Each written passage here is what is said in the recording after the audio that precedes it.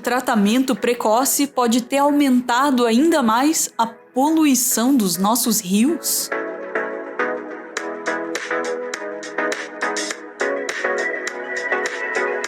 Receberemos, até sábado, matéria-prima para continuarmos produzindo a hidroxicloroquina. A gente já perdeu as contas de quantos vídeos a gente já fez falando do tratamento precoce. E a gente até desconfia que vocês não aguentam mais o Meteoro falando de cloroquina.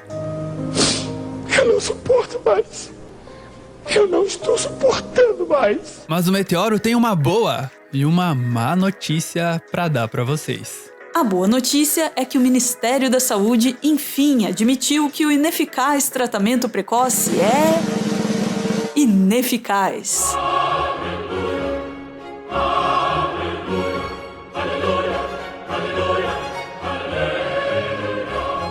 O tratamento precoce tão defendido pelo seu Jair finalmente tá indo pelo ralo. O problema é que, ao ir pelo ralo, ele vai parar nos rios que abastecem as nossas torneiras. Essa é a má notícia.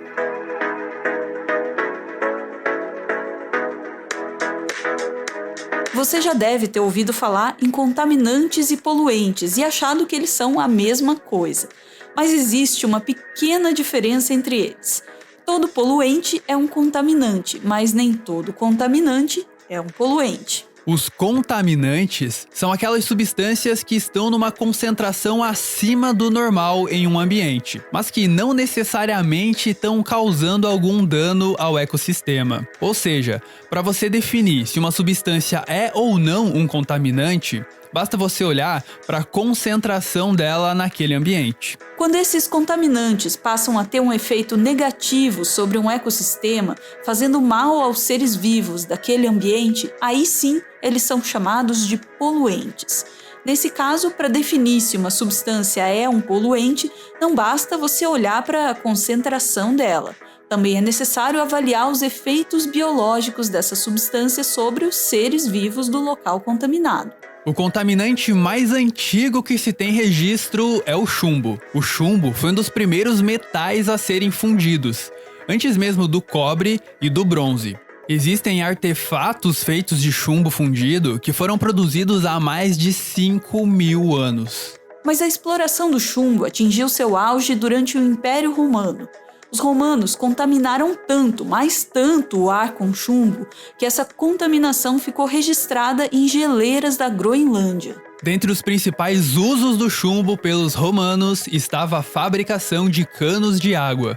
Por isso, historiadores desconfiam que o chumbo era um contaminante bem comum na água dos romanos. O chumbo é um contaminante potencialmente neurotóxico, capaz de causar distúrbios mentais e deixar as pessoas meio lelé das ideias. Um estudo publicado em 2015 mostrou que a exposição crônica a chumbo durante a infância e adolescência pode aumentar as chances de uma pessoa ter esquizofrenia. E é por isso que muitas pessoas acreditam que os imperadores romanos eram todos meio malucos, porque bebiam água contaminada por chumbo. Alguns chegam a dizer que o chumbo foi o principal responsável pela queda do Império Romano. Mas um artigo publicado em 2014 mostrou que isso é bastante improvável. Os pesquisadores avaliaram a quantidade de chumbo em uma fonte de água e em uma torneira usada pelos antigos romanos. Eles descobriram que a água que saía da torneira dos antigos romanos tinha 100 vezes mais chumbo do que a água da fonte que abastecia essa torneira. Uma concentração bastante alta que nos permite dizer que o chumbo era um contaminante na água dos romanos. Só que essa concentração ainda não era suficiente para causar nenhum dano neurológico ou mesmo fisiológico aos romanos que bebiam aquela água. E é por isso que, nesse caso específico, o chumbo não era um poluente. E demorou bastante tempo para o chumbo ser considerado um contaminante perigoso. Nos anos de 1930, o chumbo começou a ser utilizado como um aditivo em gasolina. Essa contaminação também ficou registrada nas geleiras da Groenlândia, que mostram que no final dos anos de 1960, a quantidade de chumbo no ar era 200 vezes maior do que o normal. Um artigo super recente, publicado em julho desse ano, mostrou que crianças que cresceram em regiões que demoraram mais para banir o uso de chumbo na gasolina se tornaram adultos mais ansiosos, agressivos e insensíveis. Esse é o maior dos problemas das contaminações. Elas podem afetar a vida de pessoas durante gerações e gerações. As pessoas só passaram a levar isso mais a sério por causa de uma certa primavera silenciosa.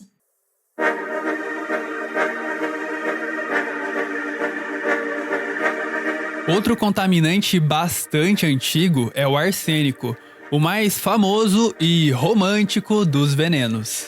Segundo o inquérito, a deputada tentou envenenar o marido com arsênico. Mas o arsênico não é utilizado somente para envenenar o marido e assim assumir os trambiques da família. No século X, o arsênico já era usado como um tipo de pesticida na China. Na primeira metade do século XX, os principais agrotóxicos tinham arsênico em suas composições. O arsênico induz a falha de quase todos os órgãos do nosso corpo. Mas foi só nos anos de 1940 que as pessoas começaram a desconfiar que jogar toneladas de arsênico nos alimentos não era uma boa ideia. Foi nesse cenário aí que se popularizou o DDT, um agrotóxico sintético que prometia ser muito mais saudável que os agrotóxicos à base de arsênico. O DDT não era usado apenas por agricultores como um agrotóxico em plantações, mas também como um inseticida por donas de casa, como mostram esses anúncios e comerciais bizarros dos anos 40. This diabolical weapon of modern science saved millions of humans, but killed billions of insects. O problema é que o DDT não era tão inofensivo assim. Quem chamou a atenção da sociedade para esse problema foi a bióloga Rachel Carson. Rachel percebeu que, além de matar insetos, o DDT também estava causando a morte de aves, peixes e outros animais silvestres. Ela publicou as descobertas dela no livro Primavera Silenciosa, título que faz alusão ao desaparecimento dos pássaros que cantavam na primavera. O livro foi bem recebido pelo público em geral, mas Rachel recebeu diversas críticas de políticos e lobistas ligados à indústria agroquímica. Robert White Steven, um bioquímico que trabalhava para uma indústria que produzia DDT, dizia que o DDT fazia muito mais bem do que mal, e que se as pessoas não ignorassem as descobertas de Rachel, o mundo retornaria para a Idade das Trevas, onde insetos e vermes mais uma vez dominariam a Terra. Ezra Benson, que na época era secretário de Agricultura nos Estados Unidos, chegou a aconselhar o presidente a ignorar Rachel, porque pela aparência ela era uma provável comunista. Quando a sombra do comunismo. Mas a história e a ciência provaram que Rachel estava certa. A partir dos anos de 1970, o DDT começou a ser banido no mundo todo, inclusive nos Estados Unidos. Primavera Silenciosa foi um marco da história do ambientalismo. Foi a partir desse livro que o meio ambiente deixou de ser uma preocupação de meia dúzia de cientistas para se tornar uma pauta política e social.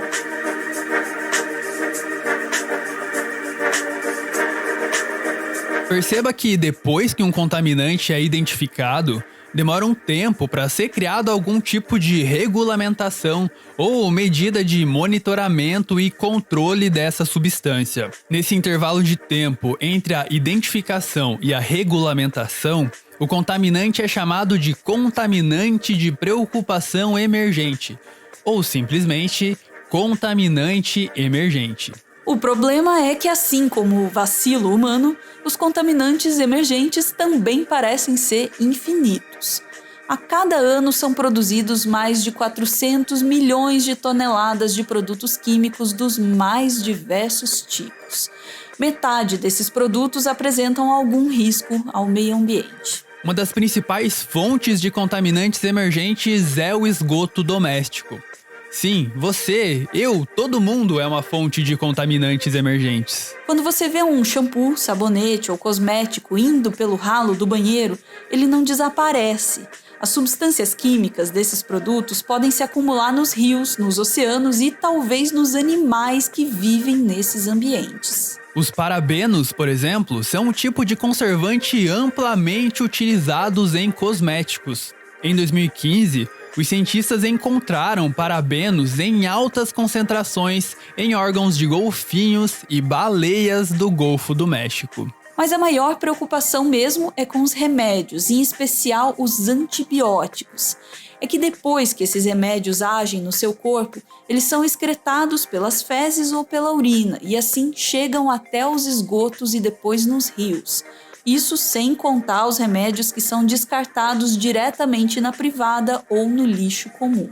Um estudo feito em 2019 analisou amostras de rios de 72 países diferentes. 65% das amostras tinham antibióticos. Por estarem em baixas concentrações, esses antibióticos não matam as bactérias, mas criam um ambiente perfeito para o surgimento das tão temidas bactérias super resistentes. De acordo com um relatório da Organização Mundial da Saúde, estima-se que a partir de 2050 as bactérias super resistentes vão matar 10 milhões de pessoas por ano e puxar outras 28 milhões para a pobreza. Você já deve imaginar onde a gente quer chegar com isso.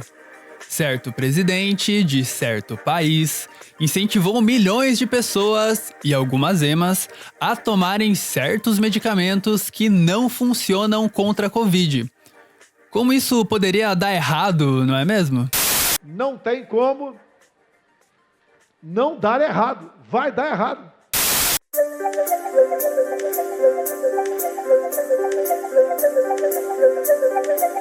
Receberemos, até sábado, matéria-prima para continuarmos produzindo a hidroxicloroquina. Infelizmente, ao contrário do Queiroz, toda essa cloroquina aí não vai desaparecer assim do nada. Grande parte desses medicamentos vão parar de maneira direta ou indireta no esgoto doméstico. A situação é ainda mais preocupante quando a gente lembra que metade do esgoto do país não recebe nenhum tratamento. Ou seja, é lançado na natureza cheio de contaminantes. Sem contar a cultura feia do brasileiro de jogar remédio no lixo comum ou jogar na privada e dar descarga. Não façam isso, gente. Eu quero dar uma testemunha que eu fui, quando diagnosticado, o médico me receitou hidroxicloroquina.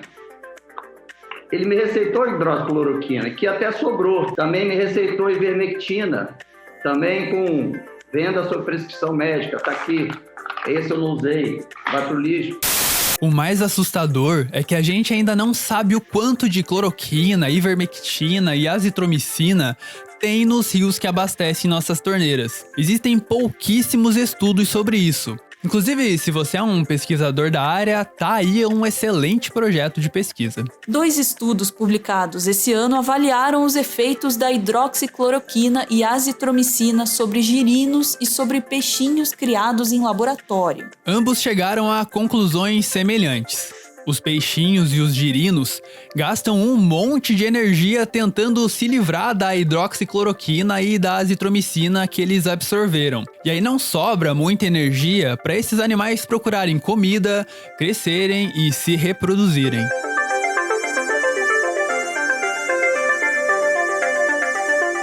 Algumas pessoas defendem que não devemos nos preocupar com os contaminantes emergentes porque eles estão em baixíssimas concentrações na água, não representando ameaça alguma. Para essas pessoas, a solução é a alta diluição. Mas as bactérias super resistentes são exemplo de que, mesmo em baixas concentrações, esses contaminantes emergentes podem sim subir de patamar e se tornarem poluentes. Além disso, a ONU prevê que a população mundial poderia chegar perto dos 10 bilhões de pessoas até 2050. Mais pessoas significa mais contaminantes sendo lançados no esgoto. Mas a gente pode tomar algumas medidas individuais e coletivas para minimizar o problema. Nossa primeira sugestão é: não seja como o senador Marcos Duval, que joga remédio no lixo. Se você precisa se livrar de um remédio vencido, por exemplo, leve até uma farmácia para que ele seja descartado de maneira correta. Falando em políticos ruins, não tem jeito. Você pode odiar a política, mas a solução inevitavelmente passa por ela. Numa ponta, temos os cientistas que tentam não só identificar os contaminantes e poluentes, mas também criar tecnologias para monitorar e descontaminar fontes de água. Só que esses cientistas precisam ser valorizados e ter o mínimo de condições necessárias para realizar esse trabalho. Como a esmagadora maioria das pesquisas científicas são feitas com o dinheiro público, inevitavelmente isso vai envolver política. Depois de identificado, o contaminante precisa ser regulamentado. Essa regulamentação geralmente é feita por órgãos ligados a instituições governamentais, ou seja, também vai envolver política. Por isso é importante votar em políticos que valorizem a ciência e que ajudem a acelerar esse processo de regulamentação. A gente está cada vez mais perto de se livrar do mito da hidroxicloroquina. E talvez até do próprio mito. Mas a cicatriz ambiental causada por esses mitos ainda vai demorar para fechar. Eu sei que às vezes dá vontade de desistir de tudo. Mas a história e a ciência estão aí para nos mostrar que vale a pena ter coragem em tempos de negacionismo. Vale a pena lutar por um mundo um pouquinho melhor. Se a gente não pode evitar o fim do mundo, quem sabe a gente pode pelo menos adiar ele. History is full of people who, out of fear or ignorance or the lust for power, have destroyed treasures of immeasurable value, which truly belong to all of us. We must not let it happen again.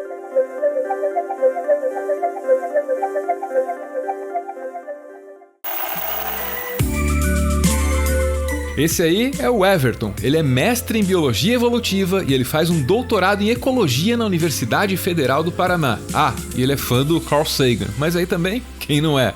O Everton é o responsável pela pesquisa e pelo roteiro do Meteoro.exp, o nosso quadro de biologia que você acabou de ver.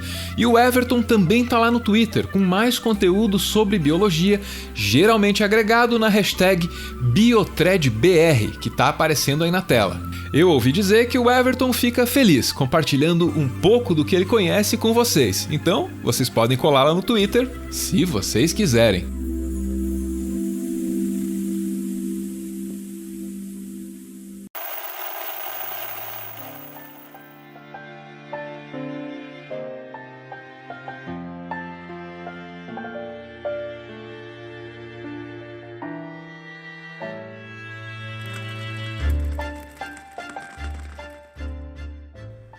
Muito obrigado por ver esse vídeo até o final. O Meteoro é mantido graças a uma campanha de financiamento coletivo. E quem participa aparece aqui no finalzinho para receber o nosso agradecimento. Hoje a gente está vendo aí o Felipe, que agradece a gente pelo jornalismo honesto e humano. Eu é que agradeço esse elogio, Felipe. Beijo mesmo e muito obrigado. Valeu!